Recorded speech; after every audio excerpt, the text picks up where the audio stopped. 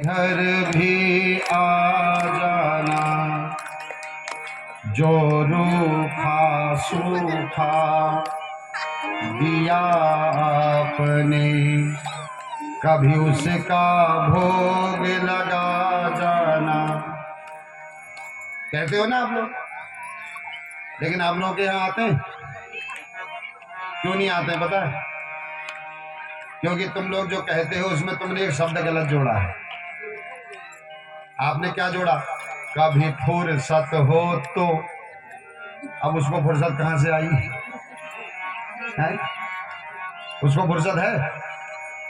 भाई 3 लोग 14 भुवन जिस व्यक्ति को चलाने हो उसे फुर्सत होगी? ये छोटा सा घर, छोटा सा कारोबार, हम जैसे लोगों के पास फुर्सत नहीं है किसी के घर आने जाने की है। कई लोग जो हमसे इसीलिए दुखी हैं, उन्हें गुरुजी आते ही नहीं बुलाने पर, क्योंकि फुर्सत नहीं है भाई। तो हम छोटे लोगों के पास जब फुर्सत नहीं है तो 3 लोग 14 भुवनों को चलाने वाले के बाद कहां से फुर्सत आएगी बताओ? इसलिए ये वाला शब्द हटा दो, कभी फुर्सत हो तो आना। सीधे कहो आओ।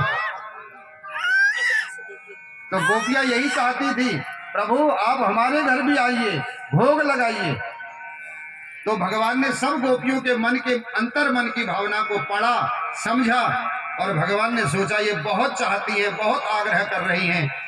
अब इतने बड़े घर का आदमी हो, सीधे जाके मांगूंगा तो सोचेंगे कि बत तय घर में तकन्नी होना। तो इसलिए भगवान ने युक्ति बनाई और ये माखन चोरी लीला शुरू हो गई। और जिस गोपी के घर में नहीं जाते हैं भगवान, वही गोपी उदास हो जाती है और सोचने लग जाती है, न जाने क्या मेरे घर में कमी रह गई या मेरे बुलाने में कमी रह गई कि कन्हैया मेरे घर में नहीं आते हैं। रोने लगती है, और जैसे ही वो रोने लगती है तो भगवान दूसरे ही दिन उसके घर में जाकर के सारा माल साफ। तो अब तो सारा ब्रजमंडल खुशी से झूमने लगा, नाचने लगा, गाने लगा और यही कहने लगा, पकड़ो पकड़ो दौड़ो दौड़ो कान्हा भागा जाए, कभी गलिन में कभी कुंज में हाथ कभी न आवे, दौड़ो दौड़ो पकड़ो पकड़ो। सब दौड़ने लगी एक दूसरे के पीछे। कन्हैया लेकिन कभी किसी के हाथ नहीं आता, भाग जाता।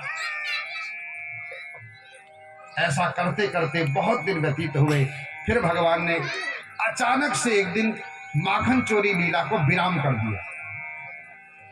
किसी के यहां नहीं गए भगवान। एक दिन नहीं गए तो गोपियों ने सोचा कल आएगा, 2 दिन नहीं गए।